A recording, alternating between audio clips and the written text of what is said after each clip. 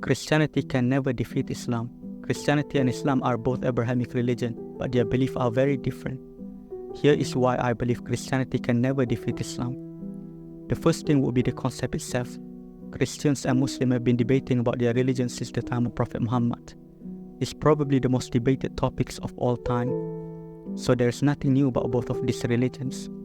There's nothing new that Christians can say about Islam. Similarly, there's nothing new Muslims can say about Christianity. All of the arguments for both sides are out in the open. Muslims and Christians can go back and forth defending their religion, and they will be able to defend their religion well, no doubt. Both sides have been doing this for a long time. The most common attack on Islam by Christians is not about their concept because they would lose that, but they attack the morality of Islam. But trust me, Christians has nothing on this. Let's talk about the most common argument against Islam, which is Prophet Muhammad's marriage with Aisha. Firstly, I want to clarify Islamic view on marriage and make it simple here. Legal age is not objective. It's different with time and culture. To judge people in the past with different culture, lifestyle, lifespan with today's moral standard is unfair and inaccurate. In Islam, people must be mentally and physically mature to get married, and this is not something easily decided across human history. Maybe in the future the lifespan could increase to 150 and we could increase the legal age up to 25. Who knows? Today many fatwas increase the legal age up until 18 in Muslim countries. And this is not a problem for Muslims to accept because Islam doesn't put any specific age. But for Christians to attack this regarding Islam is dishonest. What is the legal age in Christianity? Where in the Bible that say about legal age? Where did Jesus talk about legal age? Why didn't Jesus just say one verse banning child marriage? Before 21st century, you have thousands of years of Christian society practicing child marriage. It was secular liberal that banned child marriage, not Christians. If you ask Christians, is that acceptable? Christians would say they are not too Christian if they marry as children. But that's pretty much most of the Christian society in the past. So they are going to hell because Jesus doesn't say that an under 18 years old is a child and you cannot marry them. Not a single early Christian critic of Islam ever criticized Prophet Muhammad's marriage to Aisha. Not John of Damascus, not Thomas Aquinas, not Martin Luther. Why? Because for them, it's not an issue at the time. Only modern Christians that based on liberal secular ideology try to claim our moral superiority over Islam keep repeating this issue. Another argument is Islam is a violent religion and Prophet Muhammad is a warlord. Jesus never killed anyone, right? But Jesus also never married. Jesus never had children. Jesus never hold any position. Jesus never led an army. Jesus did less things than the average people today. There's nothing much you can learn from him in the first place. Is it practical not to have a war? Do you think Jesus would turn the other cheeks when the enemies are at the gate? Christian history shows that they are not the pacifists that they claim to be today. The only reason why they are pacifists is because they don't have power anymore and they have been domesticated. And not to mention the biggest dilemma Christians have regarding their pacifist stance, the Old Testaments. Vietnam War, Iraq War, Afghanistan War, many of the soldiers that die in this war are white Christian Americans. Are they true Christian because they invade other countries? Will Jesus be silent about this war like Christians in the West? Based on Christian logic, they aren't true Christian and will go to hell. Secondly, Christianity is a dying religion. Most young generations left Christianity. It doesn't happen on the same scale with Islam. But why? Because Christianity is just liberalism with a little bit of Jesus flavor. You don't actually need to do anything as Christians. Just believe in Jesus and you will be safe. It doesn't give you much purpose compared to Islam. People don't see much difference between Christianity and secular liberalism, especially when they keep moving their goalposts. In Islam, you pray 5 times a day. It gives you discipline, especially when you need to wake up at 6 every day, depending on where you live. It's also a form of meditation, self-reflection. Fasting teaches you discipline, also hunger, so that you will understand how some people that struggle to eat across the world feel. Wudu or ablution teach you about hygiene. Praying together strengthens the bond between people.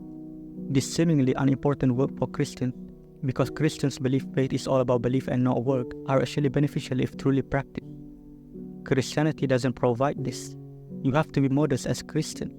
But how do you define modesty? In some culture, even 80% naked is modest. Can they go to the church looking like this? It's considered modest to them though. Thirdly, Christianity cannot stop their biggest enemy, which is not Islam, but secular liberalism. Christianity cannot stop LGBT. Christianity cannot stop transgenderism. Christianity cannot stop feminism and destruction of family value. Christianity cannot protect their men. Christianity fails and will fade to irrelevancy like their friend Judaism. With all the attack on Islam, Christians wish their religion has backbone like Islam. The most important thing is, what differentiates between Islam and Christianity? Why Islam is better? The answer is the concept itself. Christians believe in the Trinity, which is mystery, said by them, even though God is not the author of confusion. Muslims believe in a pure monotheism. There is only one God, no image, no different form. Christians believe in blood sacrifice such as animal sacrifice in the past and human sacrifice. Muslims believe in repentance. Why do you actually need a sacrifice? Christians believe in a born sinner. Muslims believe that you're born without sin and you only sin when you commit them. The idea that we're born in sin is a hideous idea. The idea that the only way to be saved from sin and the wages of sin is Jesus' death is a hideous idea. Christians believe all Christians will go to heaven. Muslims believe not all Muslims will directly go to heaven. Christians believe in the chosen people. Only Israelites can be prophets. Muslims believe that everyone are equal and prophets from every nation. If you give these two concepts to the people that never know anything about both of these religions, which one make more sense? Which one align more with the human logic? Why would God allow the existence of another newer religion that is making more sense than his own? Christianity can only be understood if someone explains it to them. Dying for the sins is not universal logic. Asking for forgiveness is. 3 in 1 is not universal logic.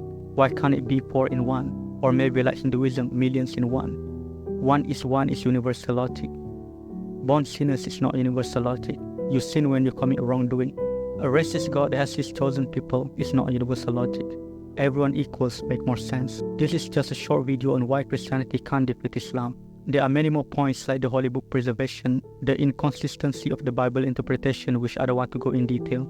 Like I said, any criticism of Islam and Christianity, both sides can answer that, I'm sure of that. There is nothing new, but it's like gold and bronze. At the end of the day, Muslims defend gold and Christians defend bronze.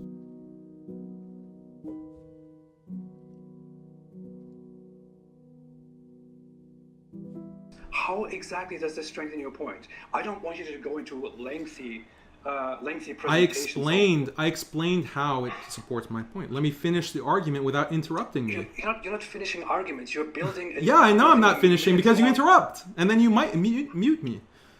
That's why I'm not finishing arguments. Let me finish the step-by-step points. You see, you're not letting me talk.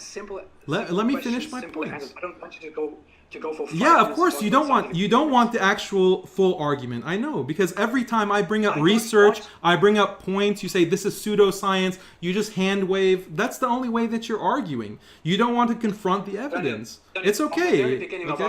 Look, if you can't handle the points that I'm bringing up without resorting, but this doesn't make sense. Okay, that's your response to everything. Oh, this doesn't make sense. Okay, make an argument, make counterpoints, but you don't even let me speak. Okay, let me finish the argument. You have universal disgust reactions. Why is that? From the very beginning of our conversation, I have agreed from the very beginning to you that this is not meant to be a debate. I have an anxiety issue, which is why I don't want to have these conversations with these people, because afterwards it just turns into a whole shit show where they start to get personal.